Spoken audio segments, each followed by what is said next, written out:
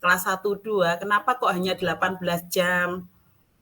Kalau misalnya kelas 1 2 kenapa kok hanya 24 jam seperti itu? Padahal idealnya itu yang wajib itu kan 25 plus P5 7. Seperti itu. Ini Bu Lulu nggih, Bu Lulu Abdaur Rosida ini juga ini di intrakurikulernya ditulis 18 jam, terus kokurikulernya 6 JP. Kalau intra itu 25, Bu. Kalau misalnya kelas 1 2, kalau kita menghitung kelas 1 2 itu 25. Sama P5 7. Gitu. Untuk mulai kelas 3, 4 5 6 itu ditambah IPAS nggih, ditambah IPAS menjadi berapa? 33. 33 nanti di total jadi 40 beserta proyeknya. Seperti itu. Dan jadi begini Bapak Ibu, kalau misalnya kita menyusun apa itu namanya? Menyusun pengorganisasian pembelajaran itu kalau bisa itu jadi panjenengan cantumkan. Tapi ini enggak apa-apa nggih, maksudnya panjenengan juga betul kalau misalnya yang kelas 1 2 25, terus yang kemudian yang kelas 3 ke atas itu 33. Misalnya panjenengan secara global itu juga betul, tidak apa-apa. Tapi ada juga yang dirinci, tapi misalnya harusnya itu kalau PAI itu kan 3. Nanti ditambah proyeknya 1. Itu dicantumkan juga 4. Jadi kan kurang pas, kalau menurut saya kurang pas. Jadi nanti yang misalnya masih secara global, yang itu siapa ya, Bu Kistina kalau nggak salah. Bu Kistina itu sudah bagus, PAI berapa, terus SPDB berapa, SPDB seni, IPAS itu secara detail. Cuma beliau itu P5-nya itu tidak disendirikan. Jadi PAI itu masih 4, terus olahraga masih 4. Nyata ya Bu Kistina nggih? Iya, Bu. Oh ya, jadi kalau saya melihat di contoh-contoh pengorganisasian itu biasanya disendirikan Bapak Ibu. Jadi intrakurikuler P5 dan di situ tidak memuat kokurikuler. Kalau misalnya panjenengan itu ada kayak pendidikan diniyah, di sini banyak nggih yang mengadakan pendidikan diniyah nggih, itu kan masuk kokurikuler. Jadi maksudnya tidak bisa kita campurkan dengan intra. Jadi nanti intra total sendiri, di bawahnya nanti kokurikulernya sendiri. Seperti itu. Ini standarnya gitu Bapak Ibu. Saya tidak, ini biasanya seperti itu. Jadi nanti misalnya kelas 1 2 25 plus muatan lokal itu 4, bahasa Inggris dan bahasa Jawa berarti 29. Terus nanti P5-nya 7. Kenapa kok sama-sama 7 kelas 1 2 3, padahal kan kalau kelas 1 2 tidak ada IPAS. Jadi kalau untuk P5 yang bahasa Indonesia itu diambil 2 jam kalau nggak salah seperti itu. Jadi diambil 2 jam, totalnya sama, tetap P5 itu 7. Kalau yang kelas 3 ke atas itu IPAS-nya diambil 1, bahasa Indonesia 1, jadi total 7. Seperti itu.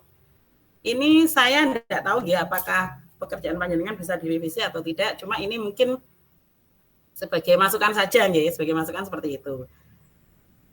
Seperti itu. Jadi nanti ekstrakurikuler beda, terus intra. Yang biasanya dimasukkan ke dalam kolom intrakurikuler itu memang kokurikuler. Jadi kalau kayak BTQ, terus kemudian diniyah, terus itu ya banyak sekali nggih, itu masuk kokurikuler. Cuma kalau di negeri itu memang ada nggih diniyah. Kalau di saya kok ya, atau mungkin karena di Jombang nggih. Ada yang sekolahnya negeri tapi ada pendidikan diniyahnya, ada nggih. Oh, hebat nggih, salut saya. Luar biasa itu. Kalau di tempat saya karena untuk mengaji saja anak-anak, kalau yang di negeri ya, kalau yang di swasta saya ngajar di Alhuda itu memang sudah ada ngajinya. Jadi ada guru khusus kokurikuler ngaji. Tapi kalau di negeri itu meluangkan waktu untuk mengaji itu begitu sulit. Jadi saya hanya punya waktu 1 minggu itu setengah jam 2 kali untuk ngajar ngaji. Saya buat klasikal, alat peraga ya entah anak itu paham atau tidak nggih. Realitanya seperti itu kata nggih. Ya inginnya karena kalau di negeri itu kadang itu tidak ngaji Bapak Ibu. Di tempat saya itu di rumah kadang nggak ngaji. Terus saya ajari klasikal ya wis minimal mereka paham lah. Seperti itu. Mereka minimal tahu meskipun itu tidak maksimal saya tahu karena kekurangan waktu gitu. Nggih, itu pengorganisasian pembelajaran nggih. Oh ya Bapak Ibu di sini kita sharing nggih. Maksudnya kita dua arah. Jadi kalau misalnya panjenengan ada yang kalau di tempat saya seperti ini tidak apa-apa kita diskusi. Jadi ini kalau menurut saya dan ini bukan saya masih bisa menerima masukan, kita bisa berdiskusi gitu. Karena kita sama-sama nggih, kita sama-sama guru SD, kita sama-sama mengajar agama kan nggih. Terus kemudian untuk Bapak Ibu, untuk apa itu namanya? Saya melihat ada juga, nggih, yang materinya, mohon maaf, materinya ini kok sepertinya keliru, nggih. Jadi untuk fase A itu kelas 1 itu kan biasanya Fatihah, nggih. Surat Al-Fatihah untuk elemen Al-Quran hadis kan surat Al-Fatihah untuk semester 1 nggih. Kalau kelas 2 itu elemen Al-Quran hadisnya semester 1 itu surat Anas. Itu kemarin saya melihat itu ada yang kelas 2 tapi memakai surat Al-Fatihah. Ya sebetulnya prinsipnya itu tidak apa-apa karena ketika masih dalam satu fase itu dibolak-balik tidak apa-apa. Katanya seperti itu nggih. Katanya kalau di kurikulum Merdeka itu seperti itu. Cuma kalau misalnya kelas 2 itu apa betul seperti itu atau panjenengan tipe salah nulis ngaten apa pripun nggih? Saya tidak tahu nanti ini ada saya tulis tapi saya lupa siapa nggih. Iya, saya lupa ini siapa. Pokoknya yang penting ada itu. Jadi nanti mohon diteliti lagi. Kalau misalnya kelas 2 memakai surat Anas, itu silahkan diganti surat Anas nih, jangan surat Al-Fatihah. Jadi materi kedua, ketiga itu sepertinya materi kelas 2, tapi kenapa yang elemen Al-Quran hadisnya kok pakai surat Al-Fatihah gitu. Terus ada juga Bapak Ibu yang Bapak Ibu pakai fase C. Fase C itu berarti kelas 5-6. Kelas 5-6 itu surat ini nggih, bukan surat Al-Hujurat nggih. Surat Al-Hujurat itu harusnya fase B kelas 4 nggih. Ya. Itu kemarin saya melihat kelas 5 itu elemen Al-Qur'an hadisnya itu juga masih memakai surat Al-Hujurat. Ini ada catatan saya, tapi saya kok banyak catatan jadi saya lupa nggih. Siapa nggih kemarin? Ya nanti ini di kolom komen itu nanti saya ini Bapak Rudi ini fase C kelas 5 ya. Ini di fase C beliau menulis di fase C kelas 5. Kelas 5 itu sepertinya kok bukan surat Al-Hujurat karena surat Al-Hujurat itu di fase B. Lah kalau lintas fase ini saya pikir kok enggak boleh gitu. Jadi kalau memang kelas 5 panjenengan betulkan materi untuk fase C kelas 5. Nanti jangan lihat lagi ya Pak Rudi. Nggih.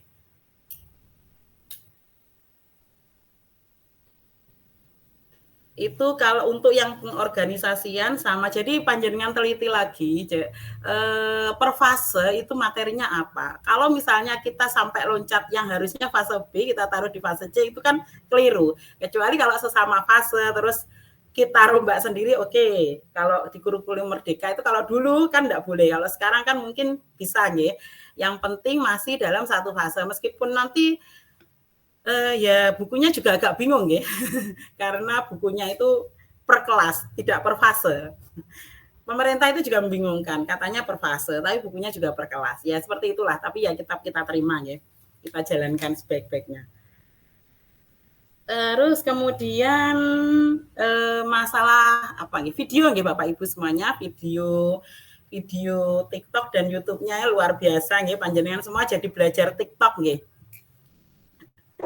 Jadi belajar TikTok dan upload membuat video pembelajaran untuk anak SD. Ini saya melihatnya sudah bagus-bagus nih Bapak Ibu semuanya. Cuma ini masukan saja, ini buat saya juga.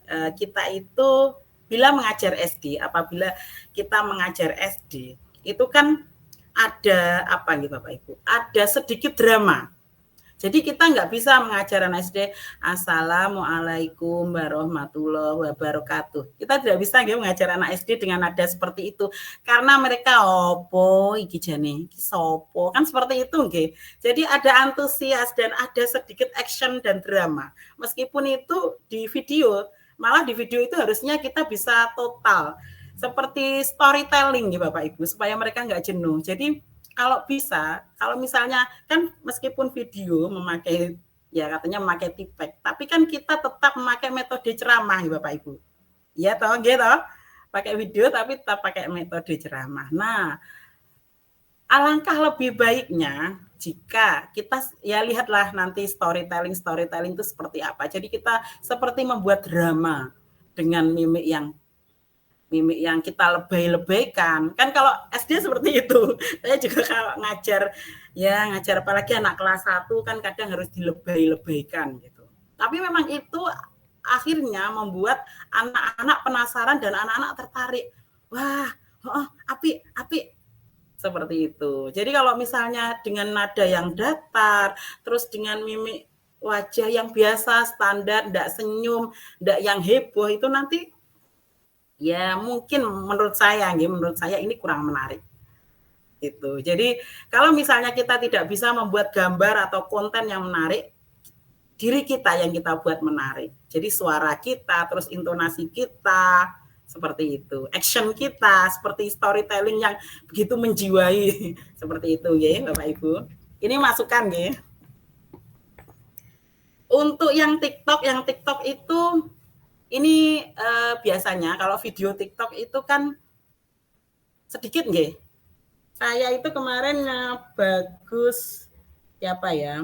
Itu ada yang TikToknya bagus. Maksudnya kalau TikTok itu kalau bisa kita jangan karena sedikit jangan mengajar definisi nggih. Kayak narasi yang panjang itu jangan. Jadi hanya soal terus misalnya apa itu zakat? Oh, zakat itu seperti ada tulisannya gitu. Jadi jangan hanya bicara nggih, jadi ada tulisannya, ada narasi dan kita bicara enggak apa-apa. Seperti itu. Itu kalau TikTok karena sedikit ya kita membuat video pembelajaran yang bisa kita ringkas. Enggak semuanya materi harus masuk, tapi sedikit cuma mengena gitu. Nyata nggih karena TikTok tuh, tapi sudah bagus-bagus Bapak Ibu semuanya. TikTok panjenengan saya lihat. Saya kalau bikin TikTok itu juga diajari anak saya.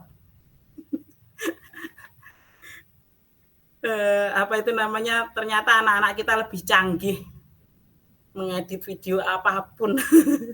Seperti itu nggih. Iya. Itu yang masalah video nggih, video pembelajaran. Jadi di kelas ataupun ketika kita membuat sumber pembelajaran kalau bisa kita buat diri kita semenarik mungkin. Terus untuk LKPD nggih Bapak Ibu semuanya. Saya mau tanya ini. Untuk LKPD itu apa memang harus Google Form atau kita boleh memakai yang lainnya? Harus Google Bu, harus Google Form. Harus Google Form nggih. Instruksinya ngoten. Instruksinya. Yang jadi tidak LK. Harus Google Form. Google Form nggih. Oh iya. Kalau di Google Form ini kalau ini hanya cerita. Jadi kalau misalnya kuisis itu kan juga menarik nggih. Selain Google Form kan ada kuisis, kemudian ada Kahoot. Terus juga di Canva itu juga ada aplikasi-aplikasi untuk asesmen membuat LKPD itu yang menarik dan membuat anak antusias. Gitu. Untuk LKPD-nya sudah bagus nggih Bapak Ibu. Cuma kalau LKPD itu yang di Google Form itu saya pikir kok kalau misalnya ada materinya juga kok kurang kepanjangan. Jadi kalau misalnya kita niat membuat LKPD, saya pikir kok nggak perlu ada materi. Jadi panjenengan intinya ya kalau menurut saya ini nggih kepanjangan, jadi hanya LKPD saja. Terus kalau membuat LKPD ini biasanya nggih Bapak Ibu, itu ada soal-soal literasi nggih. Jadi tidak hanya soal-soal yang jawabannya pendek. Misalnya ada berapa mustahik zakat. Terus apa arti gorim? Seperti itu, tidak seperti itu. Jadi ada beberapa soal, tidak semuanya. Misalnya ada soal 10, nanti 3 atau 4 panjenengan buat rodok mulek meskipun jawabannya itu sebetulnya pendek. Bisa nggih, literasi itu memang membuat anak terpaksa membaca. Akhirnya dia akan cinta membaca. Itu usaha kita nggih, usaha kita. Meskipun biasa supaya ini juga Bapak Ibu. Jadi kalau di matematika itu saya lihat itu anak-anak ini anak saya sendiri nggih, itu kurang suka soal cerita.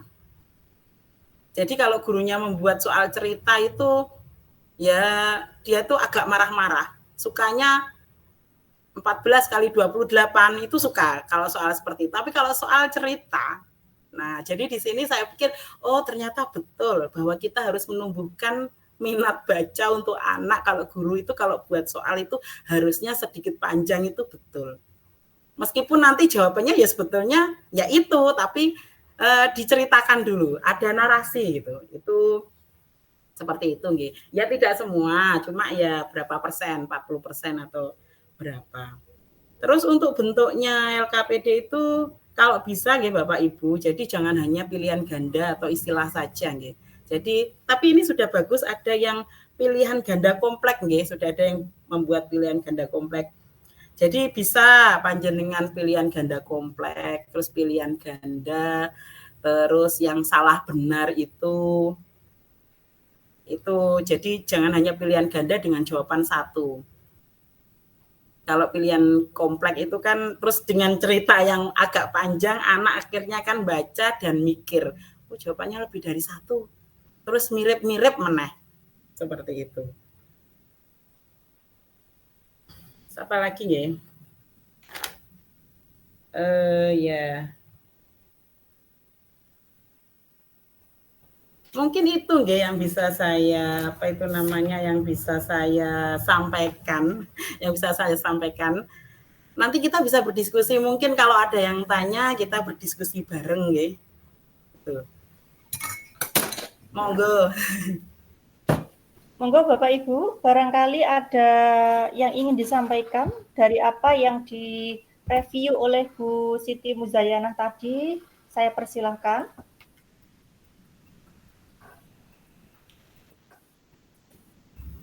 Pak Iksan, silakan Pak Iksan.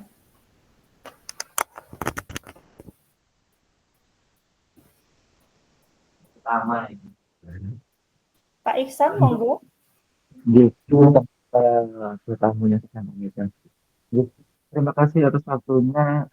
Niki Bu, terkait jadwal mulek pendidikan sama mulek keagamaan, posisi di Jombang niki masuk mapel Bu.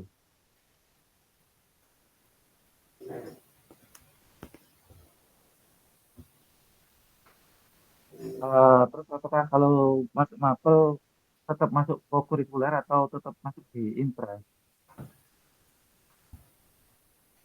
Untuk apa Pak Bapak tambahan keagamaan nggih? Niki pasti di Jombang niku dimasukkan sebagai materi mata pelajaran Bu. Satu Jombang untuk SD 1 Jombang. Panjenengan dari Jombang nggih? Okay. Dari di SD panjenengan itu tambahannya muloknya apa ya? Kokurikulernya apa saja? Kokurikulernya niku Dinia sama keagamaan. Oh, dinia sama keagamaan. Nggih. Kalau di di KSP itu Bapak Ibu nggih, itu yang intra itu ya itu tadi kelas 1 2 itu tetap 29 totalnya. Kan tambah mulok 4 nggih, 25 tambah yang kelas atas itu 33. Nah, untuk itu, untuk kayak dinia itu sebetulnya masuk kurikulumnya itu di dalam kokurikuler, tapi di bawah itu nanti bisa dicantumkan. Meskipun pada realitanya itu masuk di jam pelajaran, ngaten to nggih? Karena kalau di swasta di tempat saya juga seperti itu, yang di Aluda itu ada ngaji, terus ada praktek ibadah, dan ada ya yang lain-lain tambahan. Jadi kalau misalnya di KSP-nya itu memang dimasukkan kokurikuler, tapi realitanya itu memang masuk ke intra. Jadi pulangnya lebih sore. Kalau di negeri itu kan karena hanya 29 beserta ngajinya itu tambahan setengah jam, itu pulangnya itu jam 1. Tapi kalau di Panjenengan itu pulangnya jam berapa Pak Ihsan? Lebih sore nggih berarti? Sabtu. Pulangnya jam berapa? Sekitar jam 2. Tapi 6 hari masuk atau 5 hari? 5 hari itu. Oh, 5 hari masuk. Jam 2 nggih. Kalau di Aluda itu jam 3. Itu banyak ngajinya sama keagamaannya juga banyak itu.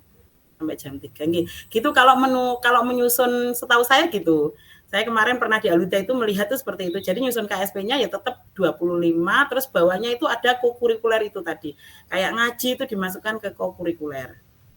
Kalau ekstra kan nanti beda lagi, ekstra tidak semua anak ikut nggih, tapi tetap dicantumkan nanti di ekstra.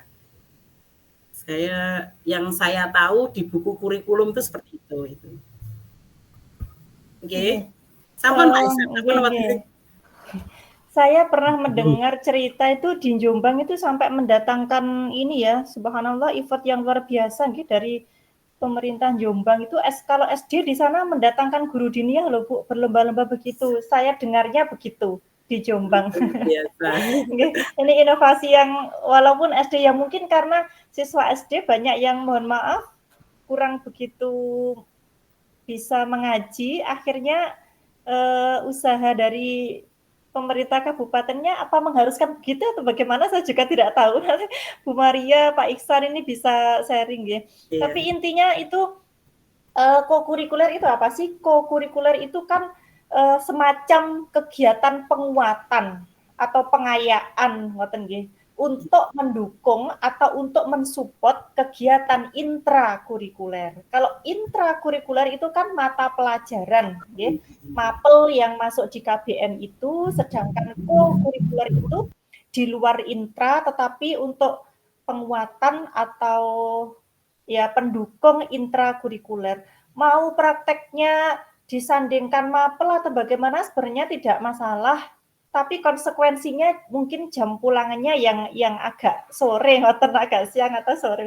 Anak saya itu jam 3 Bu di Mindoko itu. Kalau di kota sudah 5 hari ya, tapi yang di kabupaten itu masih 6 hari Bu Siti Mudayana. Ya itu aja sih sebenarnya, kayaknya lebih ke konsekuensi pulangnya gitu. Yeah. Tergantung juga kebijakan lembaga nggih mau seperti apa prakteknya ngoten. Nggih.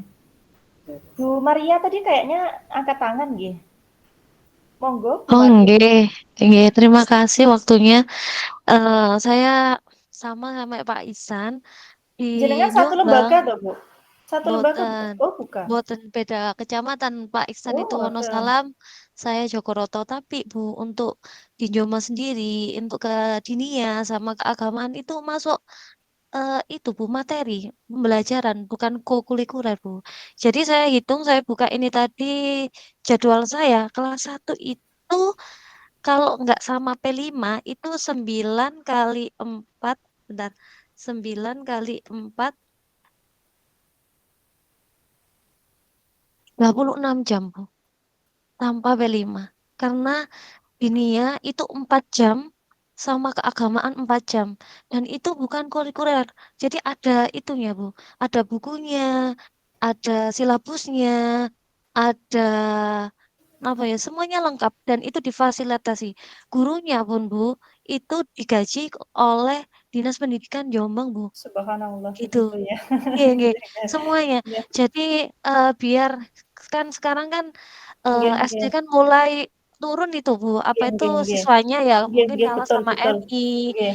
Mungkin dinas itu memberi gebrakan, oh Nggih, ini loh betul SD betul, ini tuh kayaknya nggak begitu. kalah sama MI gitu. Nggih Soalnya nggih. sekarang dinas pendidikan itu siswanya tuh makin tahun tuh makin sedikit pindah ke Depak Nggih Bu. nggih nggih. Mungkin Sekarang banyak yang ditambahin sadar Bu, agama ngoten nggih. Bu, nggih. Sadar Jadi pendidikan agama nggih, nggih. bahkan yang keagamaan di Jombang itu ada itu tahfidz. Jadi anak SD itu sudah hafal juz 30 Bu. Nggih nggih. Gitu. Beribu-ribu. Jadi nggih betul Pak Iksan nih wau bukan masuk koklear kan masuk di intra, dimasuk di pembelajaran Bu. Nggih, berarti Jadi emang kebijakan nggih, nggih memang kebijakan kebijakan. pemerintahnya seperti Kalau itu, dulu nggih. nggih, kalau dulu tuh bukan dinia, tapi kalau saya kan belum masuk di sini, itu ada menanam tumbuh apa itu ya namanya? Pak Iksan Tapi pernah dengar? enggak mengurangi KMDM. tidak KMDM. tidak mengurangi jamnya intra kan Bu ya? Boten Oh, jadinya enggak masalah, nggih. pulangnya malah maju, Nggih. pulangnya malah mundur, soalnya di Jombang itu Sabtu Minggu tuh juga libur Bu. Nggih Ngoten nggih Bu. nggih. Nggih Berarti nggih. konsekuensinya pulangnya mundur, lebih Nggih. siang gitu. Sebenarnya enggak Nggih apa-apa, nggih yang nggih penting tidak nggih. mengurangi yang memang Boten. jatah atau kewajiban yang di intra itu enggak masalah Bu, kalau itu dimasukkan di mapel. Nggih, kalau saya Nggih. boleh cerita nggih, dari beberapa kabupaten Bu, yang gurunya bisa ikut PPG, terutama yang apa namanya, pendanaannya bukan dari LPDP nggih Bapak Ibu, dari pemerintah kabupaten, itu Jombang terbanyak loh Bu. Jadi, kalau saya menilai, effort pemerintah kabupatennya itu bukan hanya di masalah diniyahnya saja Bu, tetapi bagaimana bisa menuntaskan guru-guru yang belum sertifikasi itu Jombang luar biasa, nggih. Contohnya kayak gini, tahun 2021 itu ya, yang dari Kediri cuma berapa, 4 orang, 5 orang, dari Blitar cuma 2 orang, dari Nganjuk cuma 3 orang gitu. Dari Jombang itu puluhan orang, Bu. Jadi waktu wisuda, saya teringat sekali waktu itu 2021, wisuda mahasiswa PPG itu, yang lain hanya 5 orang, 10 orang, Jombang itu terbanyak 30 lebih, sampai ketika setelah di wisuda, Bu, setelah wisuda PPG itu, mereka berbaris, foto bersama, membuat video, terima kasih pemerintah Kabupaten Jombang, gitu, bikin video gitu, saking bahagianya ya, merupakan salah satu gebrakan dari pemerintah Jombang yang memang concern di pendidikan, itu luar biasa loh Jombang. Itu seperti itu, jadi nggak hanya untuk sekolahnya, tetapi untuk guru-gurunya juga ya semua ada menpesnya nggih, betul Bu, semua ada menpesnya nggih. Kalau saya melihat Jombang itu maaf loh nggih, dari segi bangunan mungkin kurang ya, tidak seperti Kediri ya. Kalau Kediri kan ada monumennya, ada banyak mall-nya, tapi kalau di Jombang kan mohon maaf nggih, dari dulu ya seperti itu, ngoten, tidak ada sesuatu yang wow gitu di sisi bangunan. Tapi kayaknya oleh pemerintahnya lebih diarahkan ke pengembangan sumber daya manusianya, Bu. Kayaknya lebih diarahkan ke situ. APBD dari Jombang itu begitu. Kalau saya melihatnya loh, gini kacamata saya. Patut bersyukur, ngejenengan kan dibiayai pemerintah kabupaten kan, bukan LPDP kan gitu Bapak Ibu yang dari Jombang ini. Nggih Bu, nggih. Jadi kita itu dibiayai sama Nggih. dinas, Nggih, bukan Depak. bagus itu. Nggih, Nggih, alhamdulillah Bu, bagus Bu, itu masyaallah. gebrakan yang luar biasa nggih. Di Kediri Bu Muzayana, kemarin saya KKN di daerah Purwoasri, itu ada SD Bu, Masya Allah Bu, memprihatinkan sekali, satu kelas itu Bu, siswanya cuma 3. Banyak yang lebih memilih menyekolahkan putra-putrinya keluar desa, yang itu MI swasta, banyak ngajinya, ada hafalannya, SD-nya hampir mati Bu, ya Allah cuma 3 satu kelas, 3, 5 begitu. Ya memang kalau tidak punya gebrakan ya nanti lama-kelamaan akan ditinggalkan, karena sekarang banyak masyarakat yang sudah mulai sadar terkait keagamaan begitu nggih. Ngoten. Dari Bapak Ibu yang lain, ini enggak hanya Jombang loh ya, ada Nganjuk, ada Kediri, monggo kalau ada yang mau disampaikan. Dari Bu Muzayana tadi sampun Bu, sudah cukup nih untuk LK 1, 2, 3, 4. Mungkin saya menambahkan sedikit dari LKPD yang kemarin belum sempat saya sampaikan waktu review. gini Bapak Ibu, kalau membuat instruksi di LKPD, apalagi yang online ya, itu jangan setiap instruksi siswa harus ngeklik berikutnya. Satu instruksi, klik berikutnya lagi. Maksud saya ngeten, misal satu instruksi isinya nama, email, terus nomor absen, kelas, mapel, baru klik berikutnya gitu. Ada loh yang hanya nama, klik berikutnya. Nomor absen, klik berikutnya lagi. Terus kelas, klik berikutnya. Capek, Bu. Oke. Jangan setiap instruksi klik begitu, tapi lebih ke identitas semua sampai selesai baru klik, ngoten nggih. Itu masukan untuk LKPD. Terus mungkin yang dimaksud Bu Muzayanah tadi, buatlah soal literasi yang panjang atau dibikin mulek, itu mungkin istilahnya hot sekali ya. Soal hot, nggih. Higher order thinking skill. Jadi soal yang sulit ya Bu ya, soal hot begitu. Kalau jenengan ingin belajar soal hot itu ada cara membuat soal hot, mungkin di lain kesempatan saja nggih, atau ketika induksi bisa saya tunjukkan. Jadi ada cara-caranya membuat soal hot. Saya waktu di Semarang, saya 2022 itu mewakili IAIN Kediri Bu Siti. Jadi saya di Jogja salah satu tim pembuat soal UP gitu. Jadi bagaimana cara membuat soal hot. Tapi waktu itu SKI Bu, bukan PAI. Saya bagian SKI-nya. Itu ternyata banyak cara ketika membuat soal hot. Oke, yang berikutnya TikTok Bapak Ibu. Untuk TikTok ini karena dibatasi durasi waktu, ya, jadi lebih pendek daripada video sumber belajar. Karena lebih pendek, maka Bapak Ibu bisa membuat TikTok ini ambil bagian kecil atau bagian yang menarik dari materi yang dibuat video sumber belajar. Misal, materinya tentang rukun iman. Di video sumber belajar, jenengan sudah membuat video dengan bergaya, kayak tadi Bu Muzayanah, kayak storytelling gitu ya. Terus ada PPT-nya. Nah, di TikTok nggak bisa sepanjang itu, karena memang dibatasi durasi, maka ambillah bagian yang kira-kira dari materi beriman atau rukun iman itu apa ya yang bisa disampaikan dalam waktu singkat. Oh, mungkin tepuk rukun iman gitu. Jadi tepuknya saja. Atau lagu rukun Islam yang 5 gitu. Hanya lagunya saja, tapi itu kan juga menjadi bagian dari materi gitu. Jadi ambillah di TikTok itu bisa berupa tepuk atau lagu gitu ya.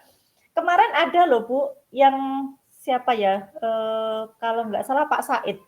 Itu nggak ngomong apa-apa, tapi menarik TikToknya. Cuma gini-gini aja tangannya itu. Tapi kok jadinya juga menarik ya, ini kreatif ini. Saya yakin Bapak Ibu sudah bagus-bagus. Saya sepakat sekali dengan Bu Muzayanah tadi ketika membuat video sumber belajar memang perlu semangat yang luar biasa kalau untuk anak SD gitu. Saya pernah mengajar di SD Bu Muzayanah sebelum saya menjadi dosen itu 7 tahun saya di SD dan juga di TK Bu. Pernah juga jadi kepala TK Bu saya 7 tahun Bu. Waktu itu dengan gaji per bulan 50.000 Bapak Ibu. Percaya enggak jenengan? 1 bulan 50.000 loh. 7 tahun. Tapi mungkin karena kita happy ya, mengajar ikhlas, senang gitu. Bisa kuliah S2 Bu saya dengan gaji 50.000 Bu. Enggak tahu Allah dari mana ya jalannya, kalau dipikir sekarang itu kok bisa ya. Gitu 7 tahun gitu. Nah, waktu itu ketika saya mengajar di SD, di TK, ya harus semangat Bapak Ibu ngajar anak kecil itu. Harus sering pakai lagu, sering pakai tepuk, intonasi suara harus keras, harus semangat. Kalau enggak gitu, jenengan enggak diperhatikan oleh muridnya. Karena memang karakter peserta didik tingkat SD ya begitu, masih suka bermain, masih suka tepuk, masih suka lagu. Kalau jenengan hanya ceramah, apalagi suaranya pelan, tidur muridnya, apalagi jamnya siang. Itu tambahan dari saya. Mungkin ada yang ingin disampaikan dari Bapak Ibu? Cukup? Cukup mungkin ya, sudah waleh Bu, ini sudah bosan dengan saya. Nggih, sebelum saya mengakhiri Vikon, saya ingatkan kembali nggih Bapak Ibu, apa yang disampaikan Bu Muzayana dan sedikit tambahan dari saya, silahkan diketik, dibuat resume, nanti diunggah di kolom diskusi untuk mendapatkan penilaian komentar diskusi khusus untuk 3 hari ini. Kalau kemarin-kemarin tidak ada nilainya. Kalau yang 3 hari ini ada nilai diskusi. Ngoten. Sampun Bu Muzayana atau ada lagi dari Ibu? Sampun Bu, nanti ya. Nanti ngantuk nggih. Sudah mawon, besok kita berjumpa lagi jam berapa? Habis zuhur lagi nggih. Pagi saya tidak bisa Bapak Ibu, ini 1 minggu ini full nguji skripsi dari pagi. Bisanya kula siang. Jam 1 lagi nggih, besok nggih. Jam 1 sampai terakhir jam 1 mawon Bu. Soalnya kalau pagi sampai siang saya ngajar nggih. Nggih lah nggih. Saya juga tidak bisa Bu, ada uji skripsi besok itu.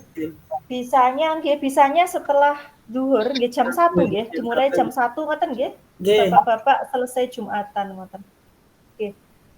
Terima kasih saya ucapkan kepada Bu Siti Muzayana selaku guru pamong yang sudah memberikan banyak masukan dari sudut pandang guru atau praktisi. Ngoten nggih, semoga Bapak Ibu mendapatkan tambahan pengetahuan dan semoga bermanfaat untuk kita semua. Bapak Ibu, saya akhiri Vikon pada siang hari ini. Mohon maaf atas segala kekurangan. Selamat beristirahat. Jangan lupa upload komentar di kolom diskusi. Mari kita tutup dengan membaca hamdalah dan doa akhir majelis. Alhamdulillahirabbil alamin. Subhanakallahumma wa bihamdik asyhadu alla ilaha illa anta astaghfiruka wa atubu ilaik. Saya akhiri. Assalamualaikum warahmatullahi wabarakatuh. Waalaikumsalam.